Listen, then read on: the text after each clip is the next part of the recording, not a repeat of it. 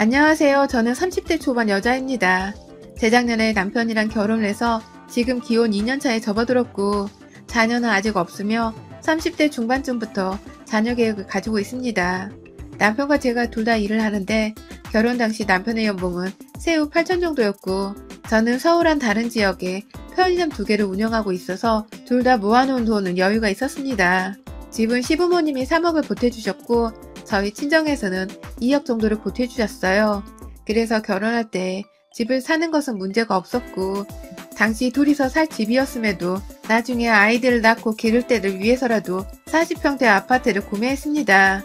오로지 저와 남편이 만들어갈 미래의 가정을 위해서 한 선택이었는데 이게 제 결혼생활 내내 발목을 잡을 줄은 상상도 못했네요. 저희 시아버지는 상당히 걸걸한 분이십니다. 걸걸하단 표현이 애매할 수도 있는데 한마디로 막걸리 거하게 마시고서 큰소리 쩌렁쩌렁 내면서 할 말 못할 말 가리지 않고 막 하는 그런 아저씨를 생각하면 될 것 같아요. 술만 안 마셨을 뿐이지 맨정신으로도 이런 행동을 서스럼 없이 하는 분이시죠. 저도 나름 사업을 하고 있고 솔직히 돈이 벌리긴 벌리지만 제 기준에는 만족을 못하는 수입이기 때문에 여기저기 돈 되는 걸 찔러보겠다고 저희 부모님과 함께 부동산도 많이 했습니다. 작게 월세를 받는 오피스텔도 당연히 해봤고 원룸촌에서 방 하나 사서 월세를 돌려보기도 했었는데 결국은 손이 너무 많이 가고 관리해야 할 것들이 많아서 한꺼번에 접어버린 후 지금은 허름하지만 꽤나 수입이 좋은 상가 임대업을 하고 있어요. 물론 혼자서 살 능력이 되지 못해서 저희 부모님께 금전적으로 도움을 받았고 현재까지도 부모님이 실질적인 관리를 하고 계시고요. 그 돈 다 모아뒀다가 제가 자식을 놓고 나면 저한테 주시겠다고 하는 분들이십니다. 그런데 시아버지는 저희 부모님과는 좀 다르세요. 가정마다 다른 부모의 다른 자식이 있는 건 당연하지만 제 상식으론 내가 남편이라면 섭섭할 수 있겠다 싶은 점들이 한둘이 아니었어요. 예를 들어 저희 부부가 시댁에 밥을 먹으러 가면 그때 얼마 정도 식재료값이 들었으니 다음번엔 이 정도 금액에 맞춘 밥을 대접해달라고도 하셨고 오다 가다 예뻐서 사봤다면서 선물을 틱 주시는데 그거 얼마였어? 하면서 선물값을 지불하라고 한 적도 있었어요. 보통은 자식한테 손을 안 벌리려고 하고 또 기대하지 않으려고 하는 게 부모 마음일 텐데 저희 시아버지는 얌전하신 시어머니와는 달리 꼭 자식에게 손해를 보지 않으려고 하고 또 준 만큼 다시 돌려받기를 원하셨죠. 그리고 결국은 그 논리가 저희 신혼집에까지 적용되더라고요. 집 살 때 저희 친정보다 1억을 더 보태주셨던 시아버지는 2억은 돈도 아니라는 듯이 이 집은 내가 산 거야 라는 소리를 자주 하셨습니다. 자기 없었으면 집을 사지도 못했다는 말씀이었죠. 틀린 말은 아니니까 요즘같이 집 사기 힘든 세상에 감사하다며 저희도 마음을 여러 번 표시해봤었는데 급기야 시아버지는 집 평수가 이렇게 넓은 건 너의 기쁜 뜻이지? 라면서 제가 아이들이 태어날 때를 위해 사놓은 큰 집을 자기들을 모시려고 큰 집을 산 것이 아니냐면서 급기야 위로 아주버님이 계신데도 불구하고 큰아들 집이 아니라 그보다 평수가 넓다는 저희 집으로 무작정 들어오겠다고 선포를 하신 겁니다. 아니 집을 살 땐 내 돈도 들어갔고 남편 돈도 들어갔고 친정 부모님 돈도 들어갔고 은행 돈도 들어갔는데 그렇게 여러 사람이 돈을 모으고 모아서 사놓은 집인데 무턱대고 방에 남아도니 살고 있는 집을 처분하고 들어오겠다니 저로선 거의 공포스러운 통보였어요. 남편도 그건 싫다고 하고 저는 저대로 시부모님 모시고 사는 건 말도 안 되며 우리 부모님은 그럼 다음부터 집에 어떻게 편히 찾아오시겠냐며 아주 그냥 반대의 목소리를 높였는데 처음엔 남일인 척 끼지 않고 계시던 저희 시어머니까지 나서서는 그럼 애 낳을 때까지만 우리랑 같이 살자. 지금 우리가 사는 집은 전세나 월세로 돌리면 돈도 벌고 좋지. 라고 하며 함께 살고 싶다는 의지를 적극적으로 내비치셨고 결혼 2달 만에 이런 통보를 일방적으로 당한 저는 결국 시간을 끌고 끌다가 결혼 7개월 만에 시부모님과 합가를 하게 되었습니다. 그 5개월 동안 저나 남편이나 직접적으로 안 된다고 통보를 하기도 했고 말이 안 통하는 것 같아서 아주버님께 부탁을 드리기도 했고 그도 안 되니 연락을 아예 끊어버리기도 했는데 결국은 멋대로 집을 내놨다는 시아버지의 말과 옆에서 짐을 끌고 찾아온 시어머니의 합심으로 독립은 물 건너갔습니다.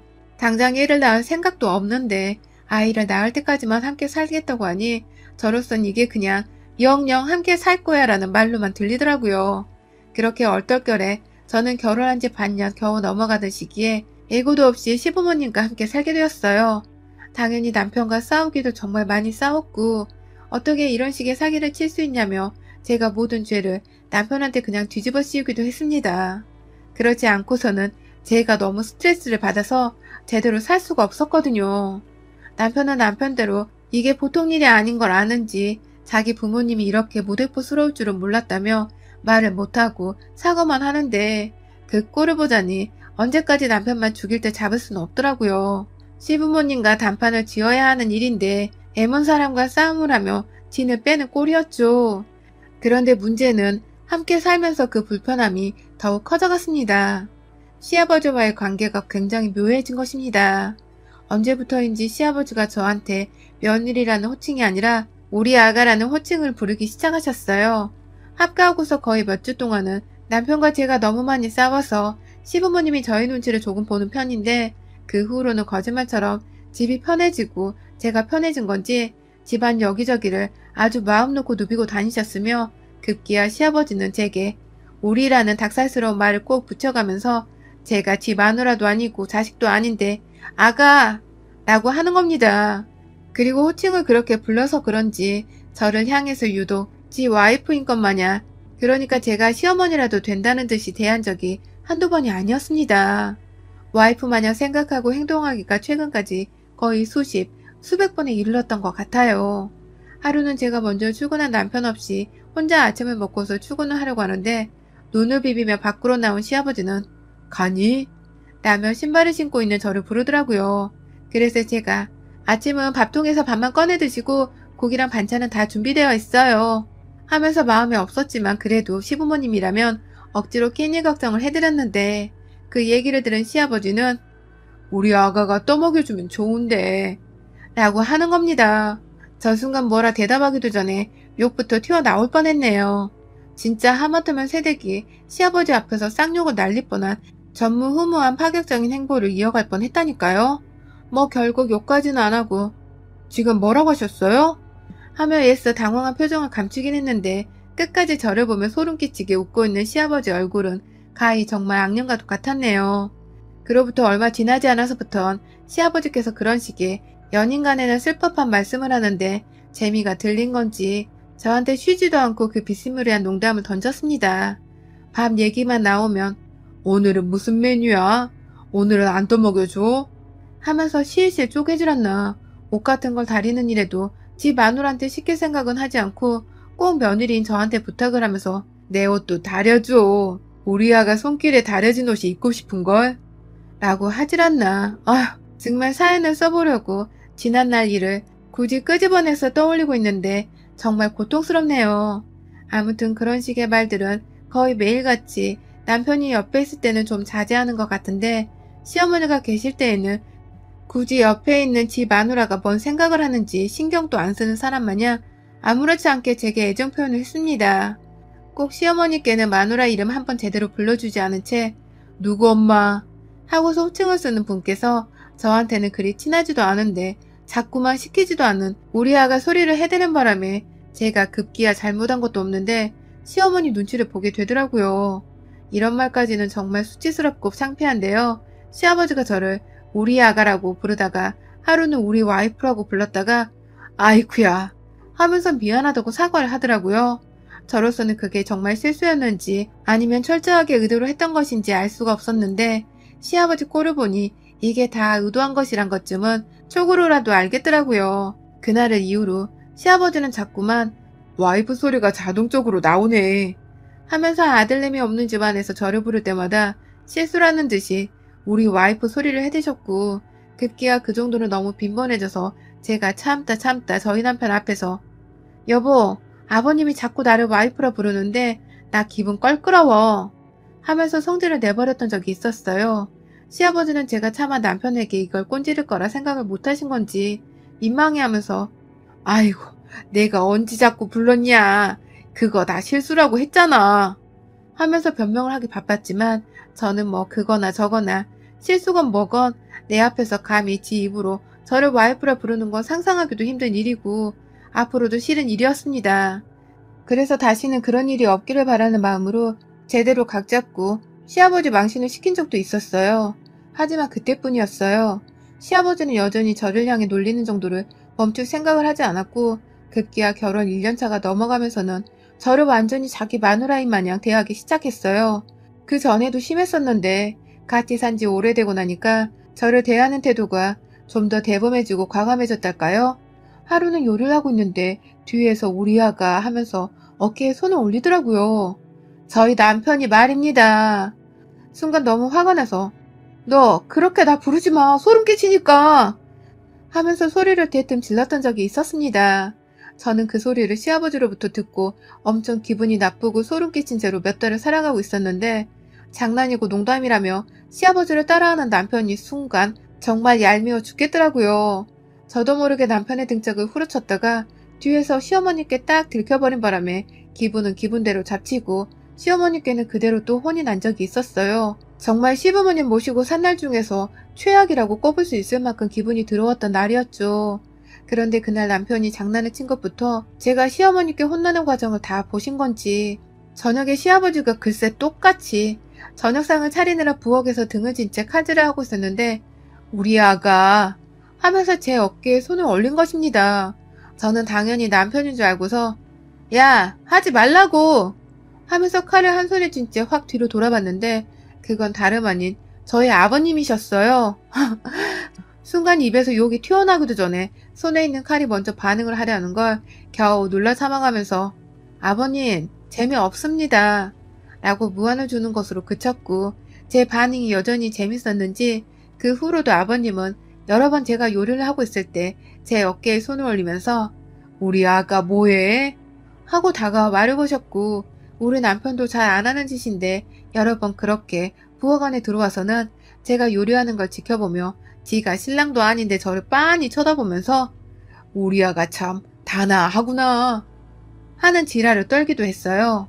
그러다가 급기야 제가 어깨에 올린 손을 치우라고 제 어깨를 막 흔들면 이내 손을 빼는 게 아니라 제 허리에다가 손을 가져다 대면서 맛있는 밥 해주니까 좋다 라고도 했고 허리를 툭툭 치면서 내 마누라가 너 밥만 좀 닮았으면 좋겠다면서 시어머니 눈길이 느껴지는 와중에도 그딴 소리를 대놓고 며느리 앞에서 하더라고요.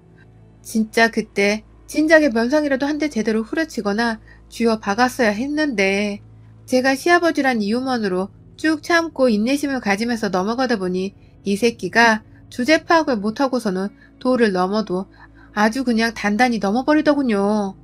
당연히 시어머니는 시간이 지날수록 저를 불편해하고 싫어하셨고 시아버지가 저한테 말이라도 걸고 있거나 스킨십을 하고 난 후에는 꼭 제 앞에서 제가 너무 불쾌하고 싫다는 표현도 서스럼없이 하셨고요. 아침에 그 꼴을 당하고서 출근했다가 퇴근하고 집에 오면 시어머니가 저를 쳐다도 보지 않으시거나 말을 걸지 않은 적이 한두 번이 아니었습니다. 제가 없는 동안 시아버지랑 저 하나 때문에 아주 그냥 대판 싸우셨던 것이었죠. 그렇게 싸우고 나면 시부모님 눈치를 보는 건 며느리인 저 하나뿐이었고 남편은 남편대로 제가 극도로 스트레스를 받고 있으니 극단의 방법으로 집을 팔아버리고 우리끼리 더 싸고 작은 집으로 들어가 살자는 말까지 대안이라고 꺼내놨는데 뭘 들어도 성에 차지 않더라고요. 이 집은 내가 미래에 아이를 낳고 살아가려고 재테크 겸 사놓은 집이기도 한데 이놈의 할방구가 뜬금없이 집 넓다고 쳐들어와서는 새댁이 새댁답게 살지도 못하게 하더니 급기야 집을 팔 생각까지 하게 만들다니요. 그러더니 제가 시아버지의 이 기가 막힌 행동의 끝도 접하게 되었습니다. 글쎄 작년 말에 거의 또 몇 주가량 제가 남편한테 하나도 방 안에 들어가 시부모님께 다 들으라는 식으로 큰 소리로 아버님 왜 저러냐고 나이 들어 노망 나신 거 아니냐며 하루도 빼먹지 않고 지랄지랄을 떨었더니 저를 향한 정이 뚝 떨어졌는지 시아버지가 점점 저한테 일부러 말을 거는 것도 자제를 하더니 올 초가 되어서는 급기야 우리 아가라고 하는 소름 돋는 소리를 뚝 끄더라고요. 저를 부를 때도 호칭이 따로 필요 없게 용건을 먼저 꺼내면서 말을 걸었고 부엌에서 요리를 하고 있는 와중에 열불나게 제 뒤에 찾아와 어깨에 손을 얹거나 그 손이 허리로 이어지는 일도 없었습니다. 저로서는 변해버린 시아버지의 태도가 슬슬 마음에 들어 좋아 죽겠고 남편도 요즘 지 아버지가 행동을 자제하는 것 같아 보이지 않냐면서 괜히 다행이라는 듯이 마음을 놓았는데 문제는 진짜 그 와중에도 시아버지는 제가 지 마누라가 맞긴 맞았다는 식으로 행동을 하더라고요. 그냥 며느리를 예뻐했다가 마음이 식은 게 아니라 한 여자 혹은 마누라를 좋아라 했다가 마음이 식어서 정이 뚝 떨어진 것이란 마냥 행동하고 말을 하셨어요.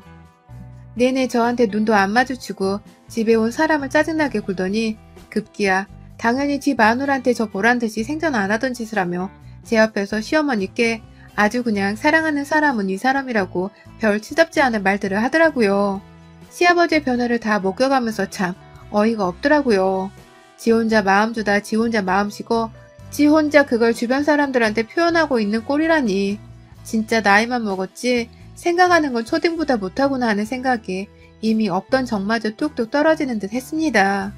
그런데 가장 최근 정말 황당히 속이 터져버리겠는 소리를 들어버렸네요. 글쎄 다 같이 저녁을 먹고 있었는데 상을 다 차리고서 시부모님을 식탁으로 부를 때까지도 저를 쳐다보기는커녕 차려준 밤에 고맙단 소리 한 번 안 하던 시아버지는 하루 종일 바빠 정신이 없다가 겨우 집에 기어 들어와서 밥을 맛있게 먹는 저를 보고서는 갑자기 입맛이 떨어진다면서 들고 있던 수저를 놓고 옆에 있는 찬물을 벌컥벌컥 들이마시더라고요. 저게 또 뭔 말을 하고 뭔 짓을 하려 저러나 싶어서 그냥 무시를 하고서 열심히 밥을 먹었는데 물을 다 마시고는 저를 빤히 쳐다보던 시아버지는 팔짱을 낀 채 식탁 위로 보이는 채 상체를 아주 그냥 위아래로 열심히도 째려보시더니 끝내 아 진짜 밥맛 떨어져서 더는 못 먹겠네 라고 하는 거예요. 충격이었습니다. 살다 나를 향해서 밥맛 떨어진다고 하는 사람은 정말 처음이었습니다. 구역질이 나서 먹은 음식을 밖으로 다 개워내고 싶더라고요. 옆에서 남편은 너무한다며 시아버지를 향해 말 좀 가려하라며 한숨을 푹푹 쉬면서 도대체 왜 그러냐고 따지고 들고 있고 저는 저대로 시아버지를 빤히 쳐다보고 있는데 시아버지는 글쎄 너한테 마음이 식어버렸다. 밥맛도 떨어지고 정도 떨어지고 우리 아가를 향한 마음이 확 식어버렸네 라고 하는 거예요. 이게 진짜 집에서 도지살림 흉내를 내는 것도 아니고 내 남편도 아닌 새끼가 며느리한테 마음이 식었네 정이 떨어지네 어쩌네 하고 있으니 저도 시아버지만큼 그 순간 밥맛이 확 떨어져 버리면서 급기야 입안으로 쳐넣었던 몇 숟갈 안 되는 밥마저 다 토해내고 싶더라고요. 저도 시아버지 한 대로 밥 먹다 말고 아우 씨발 진짜 도를 넘네 라면 숟가락을 밥상머리 위에 떨구며 놓아버렸고 급기야 자리에 일어나면서 뒤로 넘어진 의자를 주울 생각도 안 한 채 시아버지 자리로 가서는 입을 벌렸어요. 무작정 다가가서 입부터 벌려버리며 내가 만든 맛 뱉어내 하며 주둥이를 벌린 채로 싱크대까지 끌고 와 토를 해내라고 등짝을 후려쳐버리니 옆에서 시어머니는 며느리를 혼내야 할지 아니면 잘하고 있다고 칭찬을 해야 할지 상당히 혼란스러운 표정이셨습니다. 저를 보면서 어째 말려보려고도 하다가 속마음 그게 아니셨는지 토할 거면 다 토하게 해야 해. 어중간하게 토하면 하루 종일 목구멍에 뼈다구가 걸려있는 기분이야. 하면서 저한테 노하우까지 전수를 해주는데 그 말에 저도 더 힘을 얻어서는 아주 그냥 시아버지 등껍질을 벗기겠다는 식으로 등짝을 후려댔고 시아버지는 토하는 척이라도 해야 제가 행동은 멈출 거라 생각했는지 헛구역질을 하더라고요. 진짜 토하겠다 토하겠소 하면서 제 앞에서 안절부절하다가 급기야 하세요 하며 등짝을 더 후려갈기자 못 이긴 척 헛구역질을 하고는 이내 제가 힘에 붙인다며 때리는 걸 멈춘 채 제 입에 묻은 시아버지 침을 닦겠다고 물을 확 틀어버렸습니다. 시아버지는 얼떨결에 싱크대 안에 얼굴을 받고 있다가 물세례를 맞았고 저는 저대로 개의치 않은 채 혼자 손을 깨끗이 비누까지 묻혀 닦고 나왔어요. 더 이상 이 새끼랑 같이 못 살겠다고 제가 제 짐 싸서 집을 나왔어요. 잠이야 친정에서 자면 그만이었는데 부모님 걱정시켜드리기 싫어서 곧장 호텔로 들어갔고 물론 들어가면서 드는 돈은 남편 카드로 긁었네요. 남편은 그 사이 신혼부터 지 아버지 때문에 와이프랑 싸워야 하냐고 바락바락 따지다가 결국 자기도 와이프 따라가겠다며 제가 묵는 호텔로 찾아왔고요. 결국 저는 분명 집을 나오긴 나왔는데 남편이랑 한 호텔에서 같이 잠을 잤고 결국 저희는 현재 살고 있는 집을 팔아버리기로 결심을 하고 다음날 곧장 집을 내놨어요. 도저히 미래에 아직 다가오지도 않은 아이들 생각한다고 넓은 집에서 살면서 시부모님 모시고 살 이유가 도저히 없더라고요. 결국 그 소식을 들은 시부모님은 그래도 이사가는 집에 자기들 묵고 잘 방은 있겠거니 하며 빌붙으려 하다가 제가 절대로 합가는 없으니 길거리에 나가 잠을 자든 말든 알아서 하라며 제 짐을 하나둘 싸서는 그 집에서 들고 나오자 불안했는지 큰형님네로 전화를 하셨다고 해요. 당장 들어가 살방이 있는지 물어보려고 말이죠.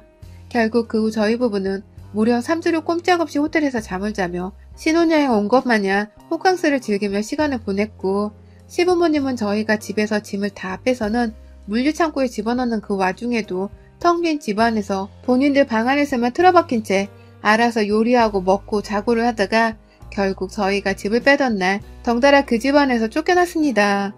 그때까지 설마 저희 부부가 자신들을 진짜로 쫓아낼까 싶었는지 집을 하나도 구해놓지 않고 살았던 집의 전세 문제도 해결을 안 한 채 그냥 무대포 마냥 가만히 있었더라고요. 그로 인해서 결국 오도 가도 못하고 거리에 나앉게 생겼던 시부모님을 저희 형님네가 모셔갔고, 저와는 달리 굉장히 강단이 있던 형님과 살게 된 시아버지는 저하고 살던 것과는 아주 달리 아주 그냥 긴장이란 긴장을 가득한 채 사시다가 결국 본인들 돈으로 집 전세가 빠질 때까지 지낼 월세집을 찾아서 이사를 했다고 해요. 뭐 자세한 것은 저도 형님한테 욕이 섞인 채 전해 들어서 잘은 모르지만 환영 못 받고 쫓겨나듯이 나가버린 것만은 확실히 알겠더라고요. 말년에 그게 무슨 망신의 맘고생과 몸고생이었는지, 덩달아 옆에서 시어머니는 무슨 죄이셨는지, 이번에 며느리들한테 번갈아 가며 무시를 당하는 바람에 본인 노년이 상당히 걱정되는지 노인네가 며느리들한테 안부 인사를 해오고 뇌물인지 뭔지 선물을 자꾸만 집으로 보내오는데요. 앞으로도 알짤없는 며느리의 모습을 보여주려고 합니다. 노망나서 나이 들어도 합가는커녕 살고 있는 그 집 팔아 확 병원이든 어디든 최대한 저하고 멀리 떨어진 곳으로 멀찌감치 유배견 요양을 보내버릴 거예요. 여러분의 생각은 댓글로 남겨주세요. 오늘도 시청해주셔서 정말 감사합니다. 안녕하세요. 30대 중반 결혼 5년차 직장인이자 한 남자의 재미난 와이프로 살아가고 있습니다. 현재 아이는 없고 저희가 따로 아이 계획을 세운 건 아니지만 지금의 무척 만족을 하며 살고 있기 때문에 아이는 1년 정도 더 미루거나 그 후에 다시 생각해 볼 예정입니다. 결혼 5년의 짬밥을 절대로 무시해서는 안 된다는 생각을 하고 사는 저인데요. 5년차가 되어서도 저는 여전히 결혼이 참 어렵고 서툴다고 생각이 드네요. 남편과의 부부 사이는 참 애틋하고 재밌고 신나는데 시자 들어간 인연이랑 엮이면 저 역시도 다른 분들과 마찬가지로 절대 불행해서 완전히 벗어날 수가 없더라고요. 특히나 저를 일방적으로 싫어하고 오해하는 사람이 시댁에 있다면 그 불행의 정도는 수준이 다르답니다. 제 사연 좀 들어봐 주시겠어요? 저하고 동갑내기인 남편은 제게 참 중한 친구였습니다. 남사친이라고 하죠. 결혼까지 해서 애를 낳게 될 것이라고는 절대로 상상을 하지 못했던 남자였어요. 처음 만난 건 고등학교 입시학원을 다니면서부터였고 그땐 그냥 다 같이 공부하느라 바빴으니까 인사나 건네고 가끔 스트레스 푼다고 단체로 학원 및 편의점에 가서 컵라면 한 사발을 들이붓던 사이였는데요. 본격적으로 친해진 것은 각자 대학을 진학하게 된 후부터였고 제게 남편은 첫 술을 배우게 된 상대이기도 했습니다. 술을 잘 못 마셔서 자주 마실 수는 없었지만 술 마시면 힘든 걸 저한테 술주정 부리듯이 불러내서 털어놓던 남편 덕분에 대학생활 초기에는 술을 꽤나 많이 접했고 남편 군대 갔을 때에도 학원 친구들이랑 우르르 몰려가서 면회를 가기도 했으며 제대하고 나서는 또 친구들이랑 우르르 집 앞으로 찾아가 축하 파티를 해주다가 그때 신우이, 그러니까 남편의 누나를 처음 만났어요. 그때만 해도 신우이는 제 눈에 예쁘고 성격이 시원시원한 언니였죠. 자기 동생 제대했다고 찾아와서 케이크 불어주는 친구들이 고마웠던지 신우이는 저희가 서로 얘기를 나누는 도중에도 무리에 계속 껴있었는데 그때 그 무리 안에서 여자가 저를 포함해 둘, 남자가 남편 포함해 넷이었거든요. 여자인 저와 다른 친구를 쳐다보는 신우이의 눈빛이 마치 너네는 왜 이 자리에 껴있냐 하는 듯한 눈빛이었습니다. 친구들의 대화 소리가 멈추고 서로 신우이와 인사를 나누게 한 순간에도 저와 제 여사친한테는 딱히 말이란 걸 걸고 싶지 않는다는 듯 건너뛰었고 남사친 애들이랑은 잘만 웃고 떠들다가 조심히 가라며 저희를 다 집으로 돌려보내더라고요. 아, 한마디 제 친구한테 하긴 했는데 나중에 여사친을 통해 정확히 뭐라고 했었냐고 물어보니 아, 그 언니? 갑자기 내 어깨 한번 붙잡더니 여자애들이 남자들 틈에서 겁도 없이 놀아? 라는 말을 웃으면서 하길래 얘네가 남자라고요? 라고 맞받아치니까 뭐라 대꾸도 못하고 그냥 아 하고서 들어가던데? 라고 하더라고요. 친구의 재치 있는 대답에 속이 시원하면서도 웃음이 나왔어요. 하지만 그때 느꼈던 건 신우이가 남자애들이랑 서스럼없이 어울려 다니는 여사친과 저를 상당히 안 좋게 혹은 달갑지 않게 보고 있구나 싶었고, 혹 우리를 그저 발랑 까진 여자애들로 보는 건 아닐까 싶어서 단지 친구의 누나였을 뿐이었는데도 기분이 상당히 매끄럽지 못했습니다. 그 후로 한동안 제가 30대에 들어설 때까지는 저는 그 신우이를 단 한 번도 마주쳐 볼 일이 없었습니다. 같은 동네인데도 불구하고 제가 친구들과 남편 집에 찾아가질 않으니 따로 부딪힐 일은 없었고요. 그 사이 남편과는 진정한 남사친으로 같이 친구들과 자주 얼굴을 마주보고 웃기도 많이 웃고 싸우기도 더럽게 많이 싸우고 화해하면 또 언제 싸웠냐는 듯이 지내며 저희만의 우정을 오래도록 다져나갔고, 그 후로도 하나도 군대를 갔다가 제대하는 사람들, 그리고 먼저 취업을 하고서 줄줄이 다 취업에 성공을 해서는 회사원이 되었을 때까지도 저희는 같이 축배를 들었고 그 순간을 추억으로 남기며 즐겼습니다. 그러다가 제가 남편이랑 사랑에 빠져서는 더 이상 친구가 아닌 연인, 그리고 급기야 결혼을 하겠다고 하면서 이 우정이 더욱 끈끈해진 듯 했습니다.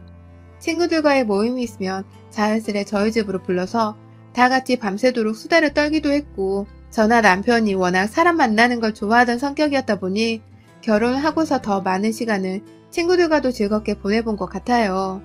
남도 아니고 저희가 서로 알고 지낸 친한 사이였기에 집에 불러들이는 건 서로가 먼저 나서서 계획을 해보곤 했고요. 그런데 그걸 저희 시누이가 무지하게 싫어했습니다. 내 집이고 내 신혼집에다가 내 돈이 남편 돈이랑 같이 들어가 있는 우리 집인데 왜 뜬금없이 남편의 누나가 내 집안에 손님 들이는 것을 싫어했는지는 모르겠어요. 지금 생각해봐도 굉장히 주제넘고 꼴값인 짓이라고 생각이 되는데, 그 당시 결혼을 하고 나서 고작 두세 달인가 지나서 시누이한테 전화를 받았던 저는 정말 눈물이 앞을 가렸네요. 글쎄 시누이는 결혼을 준비하면서 시댁 어른들을 다 만나 뵀던 자리에서 저한테 "너가 그때 집 앞에 있던 그 여자애들 중 하나야?" 라면서 저를 기억한다는 듯이 말을 했습니다.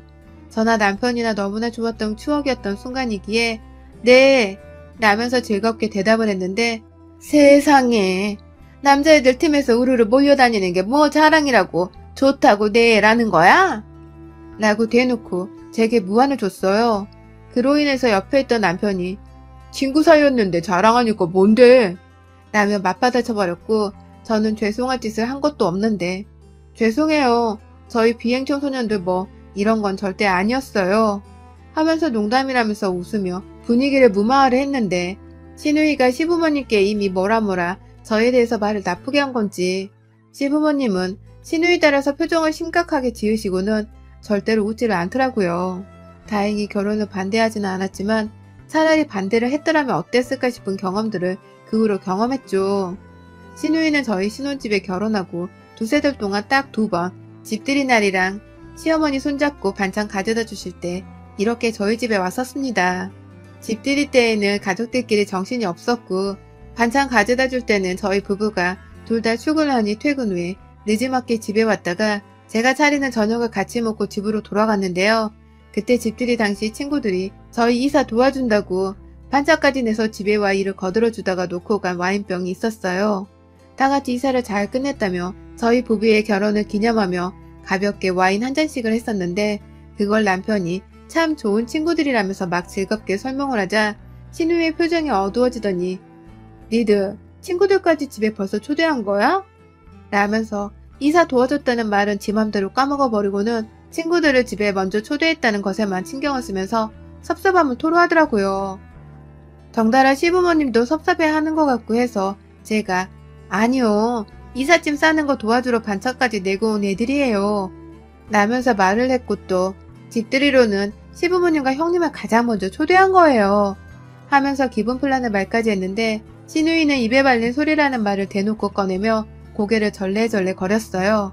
남편은 "분위기 흐리지 마라" 하면서 본인마저도 험악한 말을 해대며 기분을 다운시키고 있고, 저는 저대로 이 집안의 문제아가 형님이라는 것을 그날 결혼 후 집들이를 하면서 알아차리게 되었습니다. 그 후 반찬을 갖다 주려고 시어머니랑 둘이서 왔을 때에도 친구들이 이미 집에 우르르 와서 다 같이 놀다가 간 날이었는데, 배달음식 용기들이 가득한 걸 보고는 "또 니들 친구 불렀니?" 하면서 신경질을 부리고 주제넘게 화를 내기까지 하는데 저도 좀 기분이 나쁘더라고요. 그래서 네, 왜요? 라고 반문을 하자 신우이는 왜요? 왜? 야, 여자애가 집안에 그렇게 남자를 데리고 하면 어떡하니? 라고 말을 하는데 와, 순간 우리 남편이 그렇게 화를 낼 거라고는 정말 상상도 못했었네요. 자기 친구들이나 다름없는 애들을 단지 와이프에겐 성별이 다르니 남자들이라고 칭하면서 집에 들인다는 표현을 한 것이 상당히 무례하고 불쾌한 언행이라는 걸 남편은 저를 대신해서 불같이 화를 내며 말 가려서 해라 진짜. 결혼하고 나서도 나랑 결혼하고 싶냐? 라고 신우이를 몰아붙였고 그제서야 신우이는 제 앞에서 남동생한테 욕을 처먹은 게 쪽팔린 건지 입에 거미줄을 슬슬 쳐대더라고요. 남편이 저를 대신에 따져줬고 화를 내줬으면 기분이 좋아야 하는데 저는 그러지 못했습니다. 첫 만남 때도 그렇고 지금도 그렇고 나는 엄연히 지 동생이랑 오랜 시절을 친구로 지내다가 결혼해서 유부녀가 되었고 내가 지난 시절에 절대로 싼티나는 여자처럼 살아온 것도 아니었으며 친구들 사이에서 이성으로 느끼고 교제를 한 것은 엄연히 우리 남편 하나뿐이었는데 그런 저한테 계속해서 남자들 틈에서 어울리고 있는 불량한 여자애 중 하나로밖에 보이질 않는다는 듯이 말을 하는 꼬라지가 생각을 하고 곱씹으면 곱씹을수록 화가 나더라고요. 그런데 이건 정말 약과였습니다. 결혼 전은 한마디로 신우이의 별난 성격에 맛보기에 불과한 것이었죠. 제 앞에서도 망신을 당한 건 저야 뭐 좋은 일도 아니었고 저조차도 저를 향한 오해에서 비롯된 일이었기에 기억을 하고 싶지 않아서 잊으려고 노력을 했습니다. 그래서 그 다음에 신우이를 보게 된 자리에서는 아무렇지 않게 그렇지만 친하지 않으니 예의를 갖춰서는 아랫사람 마냥 인사를 드렸는데 이런 제 모습이 신우이 눈에는 더 독하고 버르장머리 없이 보였나 보더라고요. 저의 인사 자체를 굉장히 불쾌하게 여기는 듯 보더니 이내 시부모님이고 남편이고 다 제 옆에 없던 순간 그러니까 제가 혼자 부엌에서 간단한 믹스커피를 만들어서 케이크랑 함께 들고 나갈 준비를 하는 도중에 괜히 제 옆에 와서는 말도 안 붙일 거면서 알짱거리다가 눈 한 번 마주치면 째려보고 나갔고 커피를 마시고 케이크를 먹는 그 도중에도 괜시리 커피 한 번 마시고는 맛 없다는 듯이 인상을 갸우뚱거린다거나 케이크를 보면서는 또 괜히 저희 남편한테 이거 네가 산 거지? 라고 물어보더라고요. 이게 뭔 소린가 했는데 제가 제 돈으로 사온 케이크가 아니라 자기 동생 돈으로 산 케이크일 것이라면서 그걸 한번 비꼬면서 굳이 그딴 질문을 첫마디라고 던진 것이었습니다. 평소 누나의 다소 특이하고도 인성이 모자라는 성격을 마음에 안 들어하고 또 싸우기도 더럽게 많이 싸우면서 자라온 나머지 정이 별로 없다는 남편은 누나가 또 시비를 건다는 것을 단번에 알아차리고는 멀쩡한 대답이 아니라 생각하는 거 하고는 라는 비꼬는 대답을 같이 시전해주면서 엿을 먹였어요. 그럼 신우이는 또 쪽팔린다면서 괜히 얼굴을 붉힌 채로 뒤늦게야 그 주둥이에 거미줄을 치기 시작했고요. 문제는 이 모든 불쾌한 언행과 행동들 그리고 대화들의 끝은 다 친구를 향한 비난으로 끝이 난다는 것이었습니다. 저와 남편이 가장 열받아 하던 대목이었죠. 남편이 저를 막아서며 대신 신우이한테 말대꾸를 하면 신우이는 한참 동안 대화를 하지 않다가 결국은 저한테 다시 시비를 걸 거리를 찾아냈어요. 앞서 말씀드렸듯이 저희 부부는 아이가 있는 것도 아니고 절친한 친구들이 다 겹치기 때문에 친구들과 엮이지 않을 이유도 없었고 코로나 시국에는 밖에 나가지 못하니까 우리끼리라도 5인 교제 잘 지켜가면서 저희 집에서 모여 안전하게 놀았습니다. 남사친 중 한 명이 주부인 저랑 맘먹을 만큼 요리를 굉장히 잘해서 둘이서 요리 배틀을 해가면서 친구들한테 먹을거리를 대접해주기도 했고요. 다들 염치가 있고 오리가 있는 친구들이라 빈손으로 오는 것도 절대 아니었고 요리할 것이 있으면 지들이 재료를 직접 사가져 오기까지 하는 등 배려심이 넘치는 고마운 친구들이었죠. 그런데 신우이는 저희 집에 굳이 올 이유가 없음에도 시어머니 따라서 온다거나 시부모님을 따라서 저희 집에 오고서는 꼭 집안을 한번 쓱 보더니 너네 친구들 또 불렀니? 하며 시비를 걸었고 급기야 저한테 하는 말인지 누구한테 하는 말인지는 모르겠는데 여자가 지조를 지켜야 한다나 뭐라나 여자가 싸구려같이 놀면 안 된다나 뭐라나 하면서 자기 자신은 그렇게 살 바에야 그냥 혼자서 싱글을 즐기며 지금처럼 살겠다고 하는데 정말 무슨 사이비 종교 교주인 줄 알았습니다. 말에 앞뒤가 없고 뭔 말을 누구한테 하는지도 모르겠는데 그 말이 다 이상하게 저를 향하는 것만 같아서 기분이 참 묘하게 들어왔죠. 한결같이 결혼 전이나 지금이나 내가 무슨 동네 양아치들 무리에서 섞여 다니던 여자인 줄 알았던 것 같은데 그렇게 따지면 지 남동생도 동네 양아치라는 소리인데 저희 무리는 다들 학원에서 만나 다 큰 성인이 되어서야 더욱 친해진 것이었고 얘들이 다 인서울하는 대학 가고 좋은 회사 취업해 잘 먹고 잘 살고 있는 애들이었거든요. 너무 웃긴 게 하다못해 무리 내의 유일한 여자애였던 저와 제 여사친을 신우이한테 비교해봐도 신우이는 정말로 보잘것없는 사람이었습니다. 오히려 남편 말을 들어보니 학교 다닐 때 여러 번 사고쳐서 시부모님이 학교에 불러가기도 했었고 공부를 안 한 건 물론이고 지방대학을 뒤늦게야 시아버지한테 두들겨 맞고 가긴 갔는데 졸업하고 할 게 없어 취업 준비를 한참 동안 하다가 겨우 지금의 최저임금을 받고 일하는 회사에 들어갔다고 하더라고요. 한마디로 인연은 지 수준이 딱 그 정도니까 여자가 남자랑 어울리는 딱 그런 불량 서클 같은 곳에서나 어울리는 것들이나 하는 짓이라고만 생각을 해서 자기 눈에 보이는 대로 저를 오해한 것이었고 가족이 되었으면 좀 따스하게 봐줄만도 한데 여전히 지랄하는 걸 고치지 못하며 저를 하대하고 쉬운 여자, 저렴한 여자 취급을 한 것입니다. 문제는 최근 신우이가 또다시 시어머니의 발길을 따라 저희 집에 왔었습니다. 그날이 금요일이었는데 하필 저희 친구들이 오랜만에 날이 풀려간다며 간단히 회포나 하자고 정말 오랜만에 만났었거든요. 아직 대다수가 싱글이었고 여사친과 남사친 하나가 결혼을 해서 각자의 배우자를 데리고 왔습니다.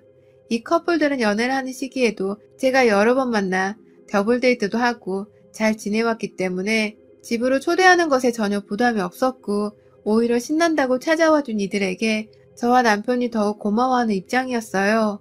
오랜만에 인원수에 맞춰 요리를 한다고 저도 신경을 썼고 남편뿐만 아니라 친구들이 우르르 나서서 테이블 세팅부터 각자 사온 포장 음식에 만든 음식, 술과 음료까지 가득 채워 올려서는 한 상이 금방 쉽게 차려졌는데요.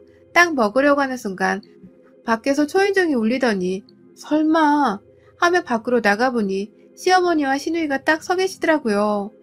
산책하려다 운동 삼아 집에 있는 생김을 가져다 주려고 저희 집에 오셨다는 시어머님 말씀에 당황은 했지만 문전박대를 할 수 없으니 어머님 얼른 들어오세요 하며 집 안으로 안내를 했습니다. 하지만 그 순간 이미 집안에서는 말소리가 들려오고 있었고 밖에서 사람 목소리를 들은 시누이가 벌써 정색을 하면서 야, 너네 또 네 친구들 데려왔니? 라면서 두 눈썹을 아주 그냥 고길도를 구기는데 기분 좋은 금요일에 진짜 기분 잡쳐지는 건 한순간이더라고요. 기분이 더럽고 내 친구들을 내 집에 초대한 꼴을 보기 싫으면 손님인 지가 그냥 들어오지 말고 집으로 돌아가면 그만인데 시누이는 굳이 또 시어머니가 친구들 있으니 우리는 가자는 소리를 하는 와중에도 아니야 여기까지 왔는데 하면서 억지로 데리고선 집 안으로 들어오더니 굳이 제 친구들의 인사를 한 번씩 쭉 받아내면서 고개를 까딱거리면서 서 있더라고요. 그러니 친구들은 당연히 여기 앉으세요 하면서 자리를 내어줄 수밖에 없는 분위기가 되었고 남편은 한쪽에서 저 누나 또 뭔 짓을 할지 모른다며 경계를 하고 미리 말씀하고 오시지 하며 불편한 티를 내고 있었고 저는 저대로 며느리니까 시어머니를 세워둘 수가 없어 급한 대로 자리가 없어 소파 위에 시어머니를 앉으시라 했습니다. 여기까지 왔으니 함께 드시고 가라는 말까지 제가 먼저 꺼냈고요. 솔직히 그걸 원하지도 않았고 무작정 내 집에 찾아왔다는 사실이 껄끄러웠지만 친구들 앞에서 고부간의 시비를 털 수도 없는 노릇이었거든요. 남편 눈치를 살살 보면서 남편에겐 차분한 눈치를 줬고 친구들에게도 마음 편히 다시 먹으라는 소리를 해가며 다시 분위기를 잡아가고 있었는데 제가 건네주는 나무젓가락을 봤던 시누이가 뭐? 우린 소파 위에서 앉아서 먹는 거 구경하란 소리야? 라고 하더군요. 순간 친구들의 발소리가 뚝 끊긴 채 저희 두 사람의 대화로 귀가 쫑긋하는 것이 느껴졌습니다. 아니요. 뭐 드시고 싶은 거 있으세요? 제가 가져다 드릴게요. 바닥은 자리가 없어서 죄송해요. 라고 말을 하자 시누이는 또 그걸 받아먹어 보겠다면서 먹고 싶은 음식 얘기를 하더라고요. 친구들이 수다를 떨어도 되는 건가 아닌가 눈치를 보는 사이에 시누이는 저 혼자 쿨한 척 하면서 맞아 얘기해 라고 생색을 내는데 진짜 얘를 어쩌면 좋나 싶은 마음이 훅 가슴을 후벼 팠습니다. 제가 평소 시누이 욕을 여사친한테 여러 번 했었는데 그래서인지 여사친도 제 시누이가 그 자리에 있는 거 탐탁치 않아 했고 그럼에도 옆에 제 시어머니가 계시니 예의는 잘 갖춰 제 시어머니를 저 대신 또 챙겨주더라고요. 참 고마웠죠. 아무튼 그렇게 얘기를 나누고 있는데 신우이가 또 찬바람 쌩쌩 부는 말을 해댔어요. 너넨 진짜 오래 어울려 다닌다. 라고 말해줘.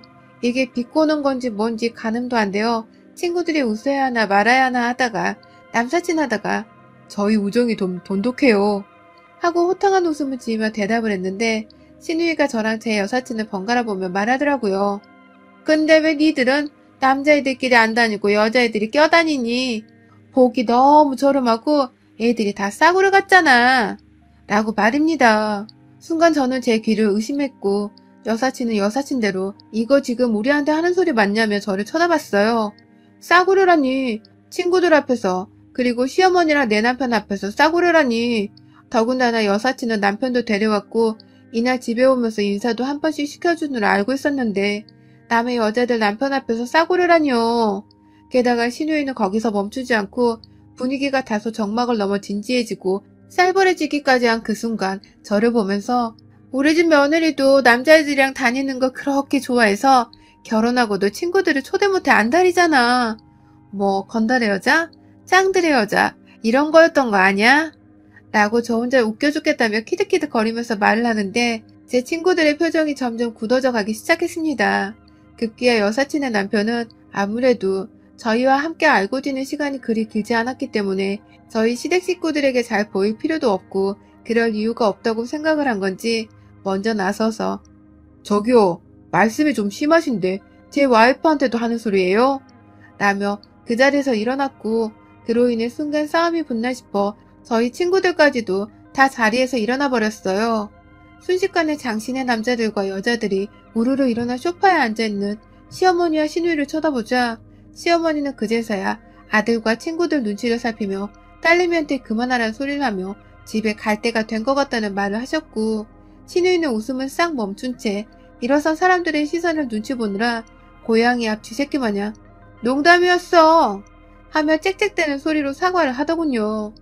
하지만 이미 화가 지대로 난 친구들은 차마 친구들의 가족들에게 뭐라 할 수 없었는지 그 앞에 있던 저와 남편에게 야, 저분 말씀이 좀 심하시다 하면서 분노의 화살을 던지기 시작했고 제가 진짜 이거 주둥이 언젠가 한번 손봐야 한다고 했잖아 하면서 남편을 한번 쳐다보고는 야, 너 나가 확 하면서 손을 들어올리니 시어머니가 먼저 본능적으로 딸 손을 붙잡고 소파 위에 올라선 뒤 현관으로 뛰쳐나가려 했어요.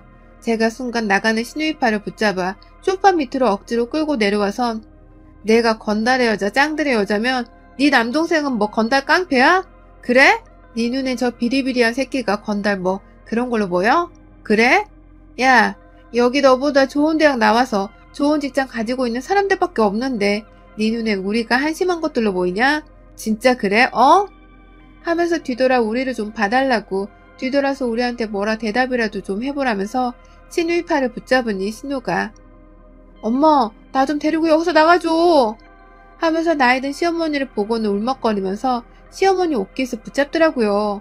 그래서 뒤늦게야 시어머니는 남편하고 저한테 매달리며 아가, 내가 오늘 인연 꼭 집에서 잡아 족칠게 하며 한 번만 봐달라는 듯이 제게 애원을 했고 애원을 해도 제가 시누이 팔을 놓아주지 않자 그제서야 우린 괜찮아 하면서 친구들이 저를 진정시키는 바람에 제가 겨우 시누팔을 놓아줬네요. 36개 주량량을 치듯이 도망가는 시누이를 향해서는 너 우리 앞에 한 번만 더 알짱거리다 걸리면 그땐 건달의 맛을 보여준다? 라면 소리를 쳐보다 급기야 웃음이 터져나왔고 그 바람에 친구들까지도 동시에 황당하다면서 웃어버린 바람에 온 집안에서 누가 보면 신나는 일이 있는 것처럼 악작짓거란 소리가 오고 갔는데 그걸 밖에서 들은 시누이는 저희가 자신을 꼽주는 걸 알았는지 정말로 뒤도 안 돌아보고 눈물을 훔치며 가더라고요. 손 안 대고 코푼격이었는데 저희 건달스러웠던 시누이의 자존심을 건드린 말들 그리고 쌀벌한 분위기 속에서 웃음소리를 내주며 싸움을 즐기는 진정한 건달의 모습을 의도치 않게 연출해준 친구들 덕분에 시누이 하나는 정말 깔끔하게 정리했습니다. 남편은 뭐 저희가 시어머니께 버르장머리 없이 군 것도 아니고 시비를 거는 철없는 시누이 하나 잡아 겁을 준 것이었기에 오히려 뒤늦게 미안해하는 친구들에게 골칫덩어리 하나 처리해줘서 고맙다고 아주 그냥 큰절을 올렸네요. 우리 신우이는 도대체 그 나이 처먹고 언제쯤 철이 들어서 저랑 남편과 사람다운 대화를 주고받아 볼 수 있을까요? 아마 그럴 가능성은 앞으로 없어 보이지만 만약 또 우리 친구들 우리가 먼저 불러대고 노는 걸 가지고서 옆에서 이러쿵 저러쿵 하는 날이 오면 그땐 불량배가 말로 하지는 않는다는 것을 한번 보여줄까 합니다. 어디 한번 학창시절 해보지 못한 비행을 30대 중반의 오춘기를 겪는 것 마냥 한번 보여줘 볼까 해요. 여러분의 생각은 댓글로 남겨주세요. 오늘도 시청해주셔서 정말 감사합니다. 안녕하세요. 저는 30대 중반의 여자이고 결혼을 코로나와 함께 시작하게 되어 이제 유부녀가 된 지 1년이 가 지났습니다. 저희 남편은 저보다 3살이 어린데 체격이 곰돌이라 부를 만큼 크고 다부져서 어디 나가서 동생이란 소리는 못 듣고 살아요. 오히려 제가 와이프 아니면 여동생이란 소리를 들을 만큼 작고 또 남편과 닮았다는 소리를 참 많이 듣곤 하죠. 이런 곰 같은 저희 남편을 살아보니 성격도 정말 곰탱이 같더라고요. 연애를 할 때는 뭐 아무리 만나고 지지고 볶아서 성격을 알아보려 해도 다 알기까지는 한계가 있잖아요. 매일 만나서 24시간 붙어있는 것도 아니었고 연애하던 2년 반 동안 저희 커플은 외박 한번 하지를 않았고 오로지 저 퇴근하고 나서 만나는 데이트를 하는 것 말고는 특별하다고 할 만한 데이트가 없었거든요. 나름 저희한테는 연애 기간 동안 서로가 순결을 지키면서 연애를 했었기 때문에 첫날 밤을 앞뒀던 결혼이 오히려 더 특별하고 설레는 데이트 같아 보일 정도였답니다. 다 큰 성인들이 뭐 부끄러워서 연애 기간 동안 순결을 지켰냐고 하신다면 이후로는 종교를 댈 수 있을 것 같아요. 제가 성당을 다니고 있었고 또 저희 엄마 또한 성당을 다니시는 독실한 천주교 신자 집안이었거든요. 저와는 결혼을 염두에 두고 있었는지 무교였던 남편은 오히려 저희 집안의 종교 활동에 대해서 굉장히 신성하고 특별하다고 생각을 하는 것 같았고 때때로는 성당 다니는 누나는 처음 만나본다면서 저를 신기해하는 마음을 겉으로 대놓고 표현을 하기도 했죠. 이게 다 농담이고 그냥 하는 소리인 줄 알았는데 연애를 하는 기간 내내 정말 한 번도 딴 맘을 품지 않은 채 저를 데리고 외박도 안 하려 하고 모텔도 안 가려 하고 오히려 성당 누나를 존중한다고 농담 반 진담 반으로 절 배려해주던 남편 모습에 제가 더 마음을 깊이 내어줄 수 있었답니다. 요즘 세상 험하잖아요. 그런 세상에 이런 남자를 내가 언제 만나본 적이 있었던가 싶더라고요.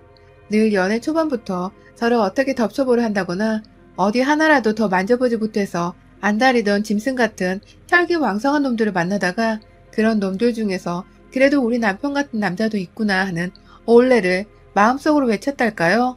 그렇게 저희는 서로 가진 불만이 없이 대학생 친구들 마냥 만나서 손잡고 어딜 걷던 뭘 먹든 훈훈하고 건전하고 우리에겐 재밌어 죽겠는 그런 데이트만 주구장창 열심히 하면서 살았고 이대로 집에 끌고 가 함께 사는 것도 좋은 데이트일 것 같다는 재치 있던 남편의 프로포즈를 받으며 저희 커플은 연애의 연장선 마냥 부부의 결실을 맺게 되었습니다.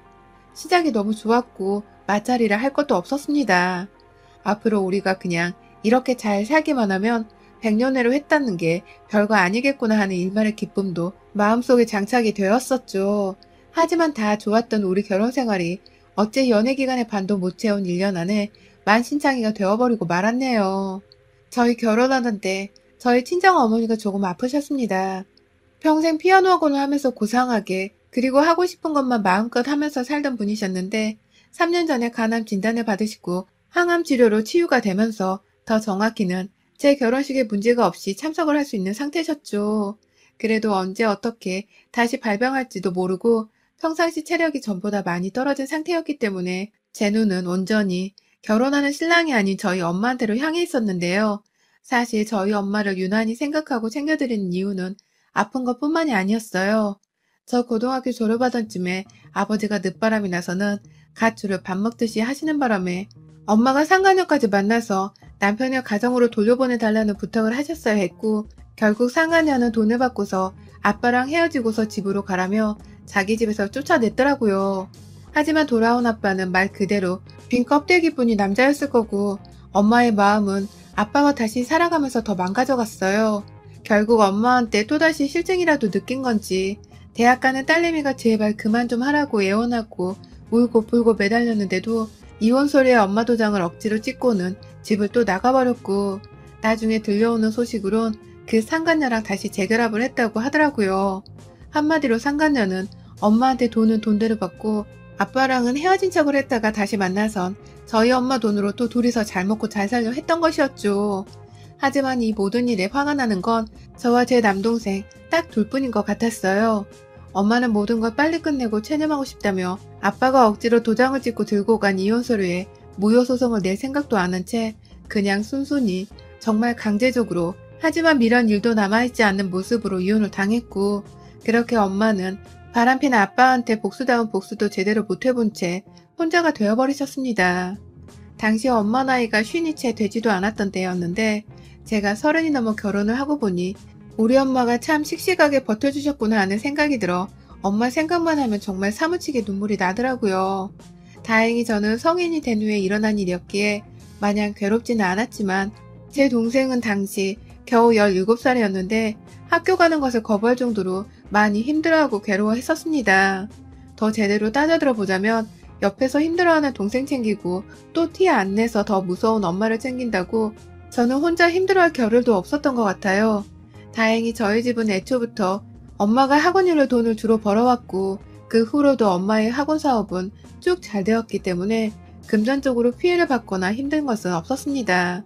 오히려 그 후 아빠가 한두 번 엄마의 학원으로 찾아가 내 연애랑 헤어졌다는 얘기를 하며 용서를 해달라고 했지만 엄마는 매몰차게 아빠를 내쫓았다고 해요.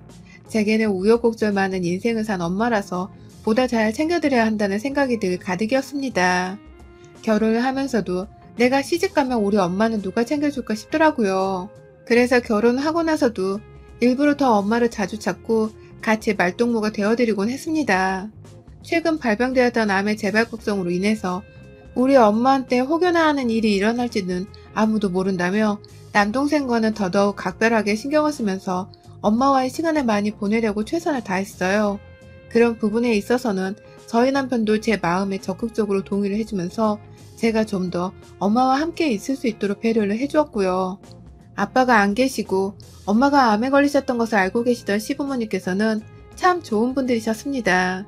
남편이 이래서 배려가 깊구나 하고 느꼈을 만큼 시어머니는 같은 여자로서 마음이 쓰인다며 일하는 저희 엄마를 위해서 반찬도 자주 만들어 보내주셨고 자주는 아니지만 한두 번 먼저 저희 엄마한테 연락을 해서 같이 두 분이서 커피도 마셨다고 하더라고요.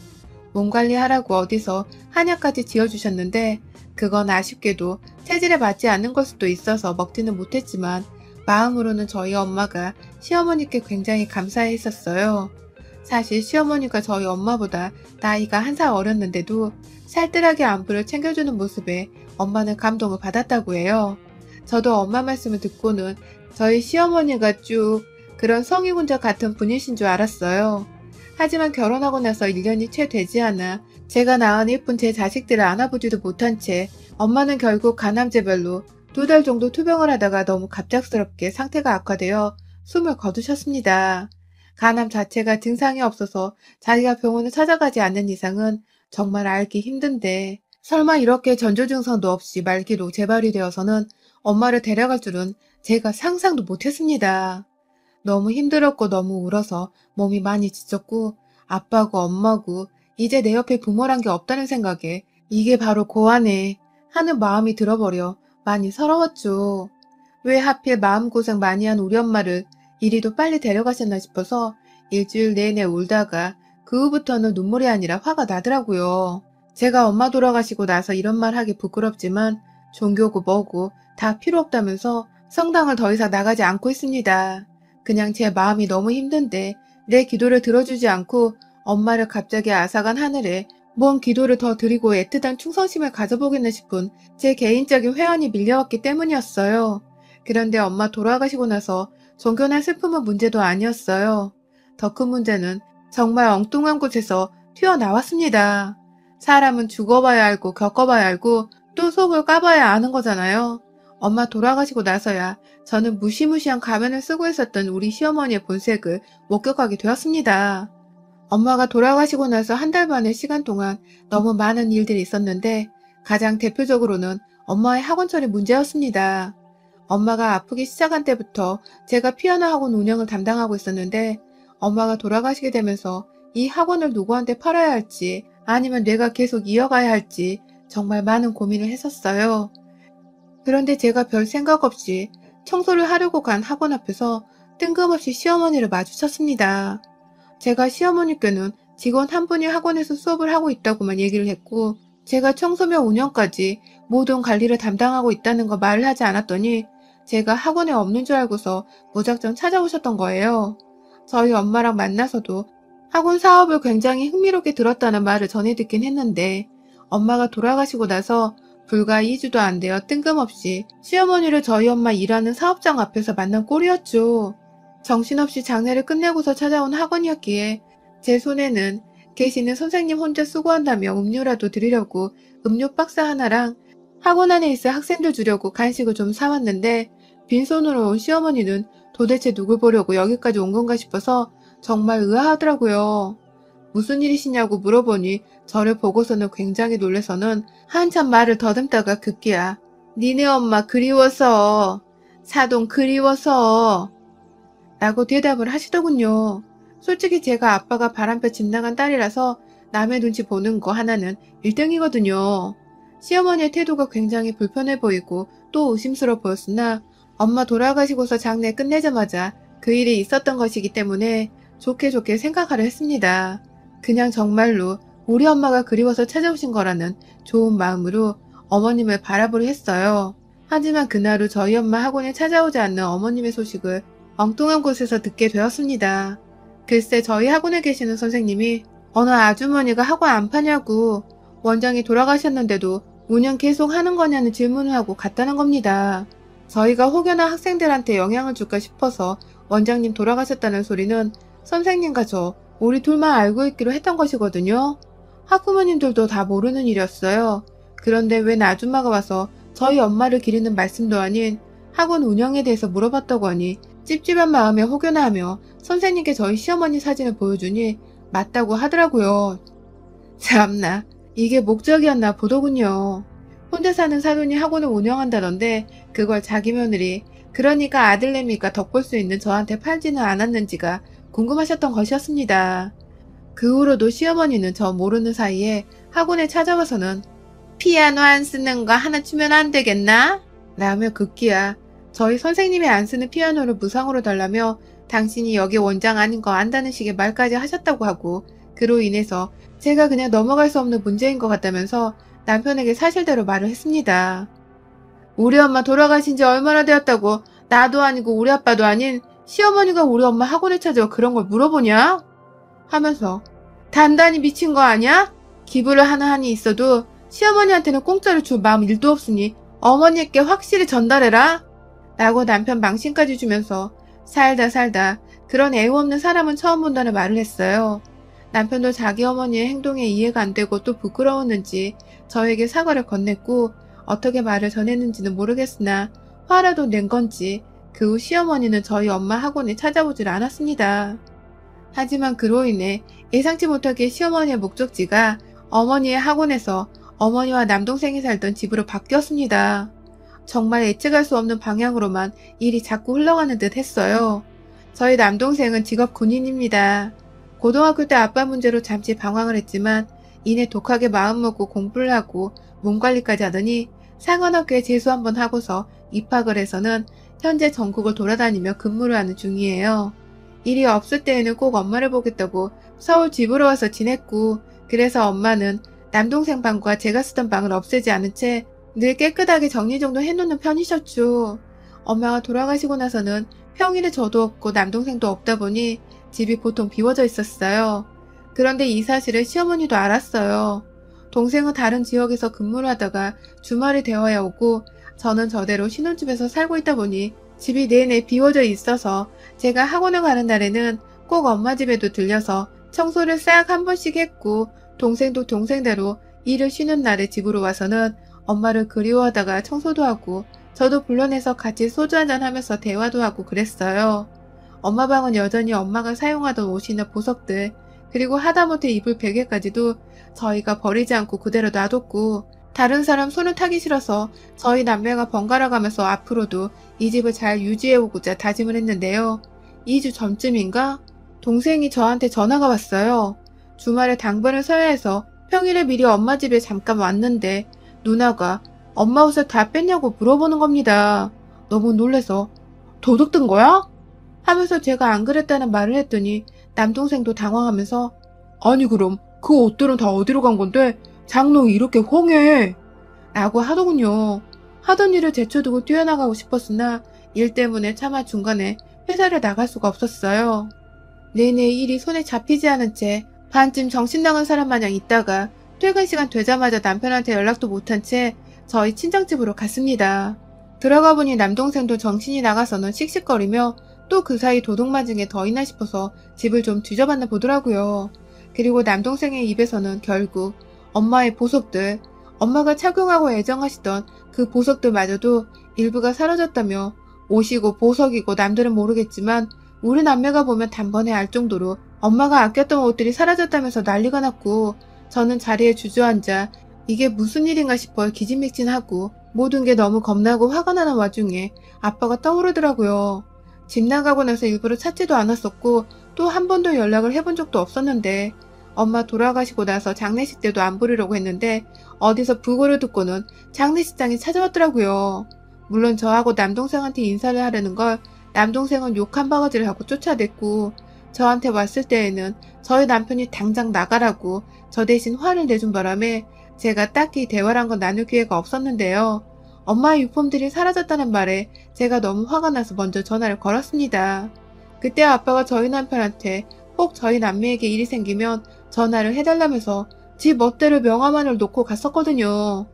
아빠는 고향으로 내려가서는 작은 고물상 같은 걸 하시는 것 같았는데 그때 그 명함이 생각나서 남편한테 부르나케 번호를 물어보곤 이내 아빠한테 전화를 걸었죠. 아빠는 무슨 일인지 어쩌다 그런 일이 생긴 건지 자기는 현관 비밀번호도 모르는데 어떻게 거길 가냐면서 자기는 엄마 장례식 후에 쭉 다시 지방에 내려와 서울 근처도 못 가고 있었는데 무슨 소리냐면 자신은 억울하다고 하는데 자기가 무슨 염치가 있어 네 엄마 유품까지 뺏어가겠냐며 울먹이는 아빠 목소리가 진심 같았어요. 바람 피우고 집을 나가던 자존심 강한 아빠 입에서 염치라는 말과 함께 울먹이는 소리가 들리자 이게 진짜로 아빠가 아닐 수도 있겠다는 생각이 들어 너무 혼란스러웠죠.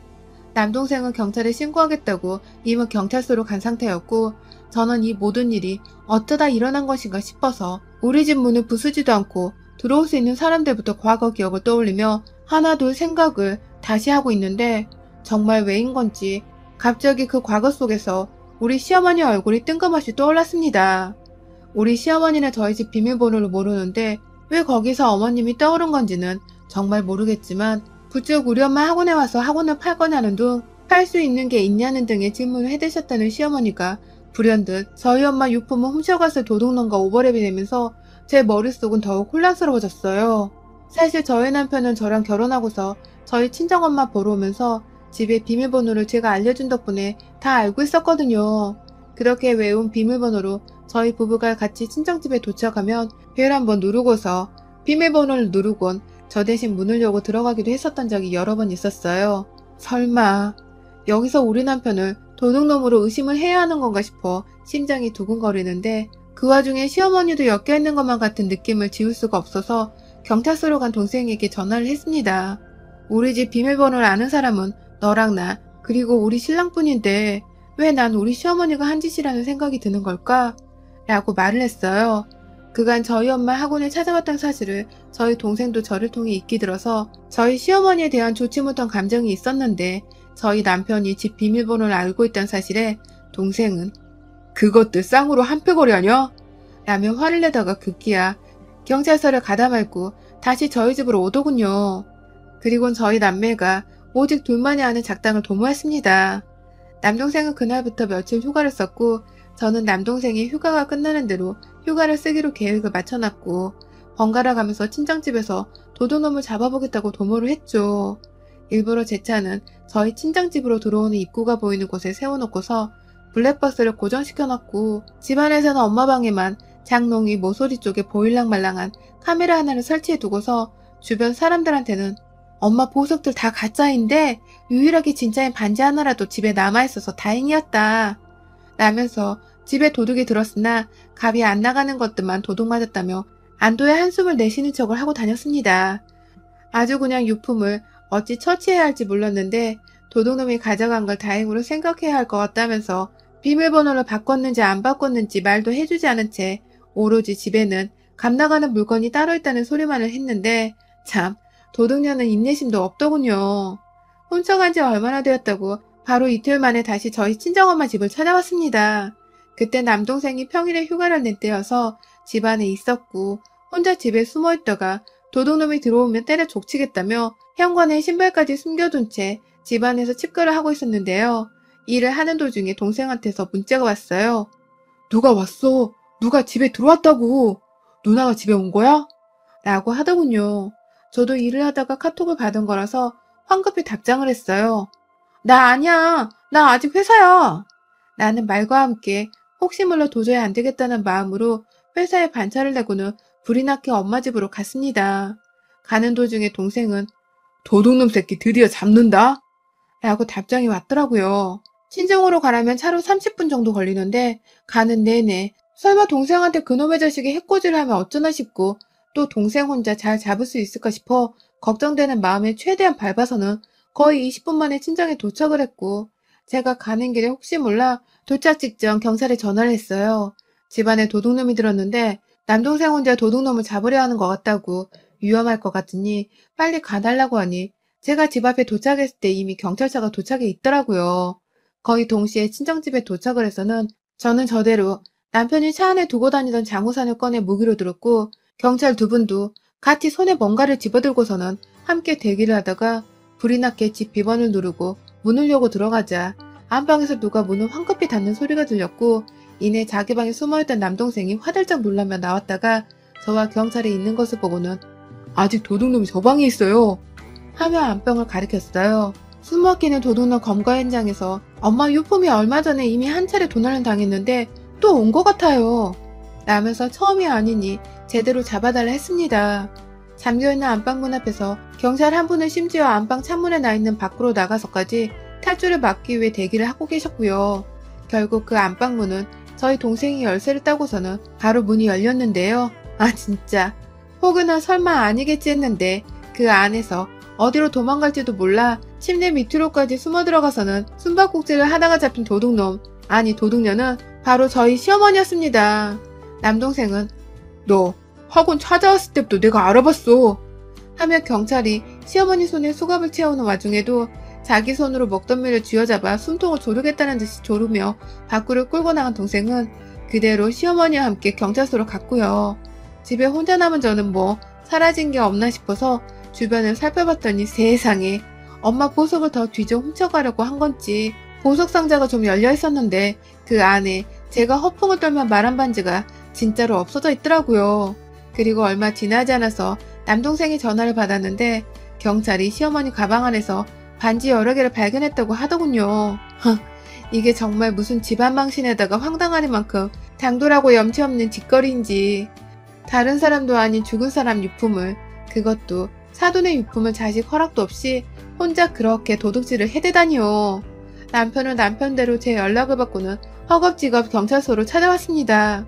남편뿐만 아니라 시아버지도 이게 도대체 무슨 일이냐며 연락이 왔는데 경찰서 안에 잡혀서는 죄인 마냥 앉아있고 그 옆에서 씩씩거리며 절대로 합의고 뭐고 없다고 소리를 질러대는 제 동생을 보고는 눈치는 있는지 상업도 하더라고요. 남편은 절 볼 면목이 없다며 시어머니 앞에서 도대체 뭔 짓거리를 하고 다닌 거야 하며 울부짖기 바빴고요. 결국 남편과 시어머니가 경찰 조사 중에 하는 말로는 시어머니가 저희 엄마를 기리고 싶다는 말을 하면서 저희 남편한테 집 비밀번호가 뭐냐고 자기가 들어가서 집도 좀 치워주고 뭐라도 도움을 주고 싶다는 식으로 말을 했다고 하더군요. 그래서 저희 남편은 당연히 별 생각 없이 그래주며 며느리가 고마워할 거라면서 저희 집 비밀번호를 가르쳐줬고 시어머니는 저희 집 비밀번호를 쉽게 알아내고는 집으로 가서 청소는커녕 우리 엄마의 장신구부터 옷까지 죽은 사람의 유품을 훔쳐온 것이었습니다. 평소 그리 잘 사는 집도 아니었고 평소 우리 엄마가 그 나이에 학원 운영도 하고 직접 돈을 많이 벌고 있다는 것에 부러워하는 시아버지 때문에 약간 질투하는 모습을 좀 보이곤 했었는데 설마 사람을 싫어하고 죽은 사람 유품까지 훔쳐갈 정도로 무게내면 생각을 하고 있으리라고는 정말 상상도 못했네요. 그 바람에 저와 동생은 괘씸하고 불쾌한 나머지 절대로 용서하고 싶지 않다며 집에 무단으로 침입을 해서는 물건을 훔쳐간 절도죄를 고소를 해버렸습니다. 이미 경찰서도 형사과로 넘어가면서 문제가 더 이상 작은 문제가 아니더라고요. 남편과 시아버지는 죄송하다고 미안하다고 아주 그냥 엄마가 또라이라며 사과를 하고 합의를 부탁하는데 아휴 엄마 돌아가신 마당에 절도까지 당했는데 이게 다 무슨 소용인가 싶더라고요. 합의고 뭐고 그냥 다 포기를 해버리고 남편하고도 정내미가 떨어져 쪽내고 싶은 것을 겨우겨우 참았습니다. 남편이 너무 힘들어하면서 이렇게 될 줄 몰랐다고 잘못했다고 경찰서 앞에서 무릎까지 꿇어버려 저도 우리 남편이 엄마를 잘못 만나서 무슨 일인가 싶더라고요. 결국 저는 시어머니를 용서해주지는 않은 채 끝까지 고소를 이어나가기로 남동생과 합의를 받고 순식간에 남편은 죄인이 되어서는 제 옆에서 기가 죽어 온갖 시중이란 시중은 다 들어주는 종이 되어 있더라고요. 자기 엄마가 한 잘못에 자기까지 수치심을 느껴서 제 앞에서 제대로 길을 못 펴고 살기 시작한 겁니다. 뭐 저도 남편의 기분을 영 모르는 건 아니었어요. 다만 그건 스스로 이겨내야 할 몫이기에 남편을 따로 위로하진 않고 가만히 내버려 뒀습니다. 고소는 고소대로 진행을 착착 하고 있고 합의는 절대로 없다는 말을 누누이 시어머니께 끊임없이 상기도 시켰고요. 다시는 내 엄마 유품을 훔친 당신 같은 여자 밑에서 며느리로 살지 않을 거니 아들한테 미안하면 죄인으로 반성하고 속죄하면서 살라는 따끔한 협박과 충고도 날렸답니다. 그러자 시어머니는 저도 무섭고 자기 멱살 잡았던 제 동생 그리고 자신에게 실망했다고 울부짖은 지 아들한테도 무섭고 미안했던지 별다른 반응 없이 내가 너무 죽일 년이다. 미안하다. 라는 담백한 말을 하더라고요. 저희 부부는 아직도 뭔가 어색하고 껄끄럽습니다. 저를 향한 미안해 죽으려 하는 남편과 그런 남편을 바라보는 제가 보통의 신혼부부와는 확실히 달랐죠. 하지만 저로서는 그냥 확 이런 콩가루 집안과 남이 되어 모른 척 사는 게 좋기도 해서인지 남편에게 큰 미련은 가지지 않게 되더라고요. 그래서 남편이 저한테 미안해하던 부끄러워하던 그냥 그러려니 보게 되기만 했죠. 오히려 그런 아들내미 보면서 자기가 한 짓을 죽을 만큼 후회하고 있는 시어머니를 보는 게 저로서는 지금 이 상황에서 유일한 낙이랄까요? 일부러라도 시어머니 앞에서는 아들내미 기죽어서 말 한마디 못하고 사는 모습을 더 보여주고 싶어서 앞으로도 고소먹은 시어머니 앞에서 오래도록 남편 귀를 눌러주며 살아보려 해요. 여러분의 생각은 댓글로 남겨주세요. 오늘도 시청해주셔서 정말 감사합니다.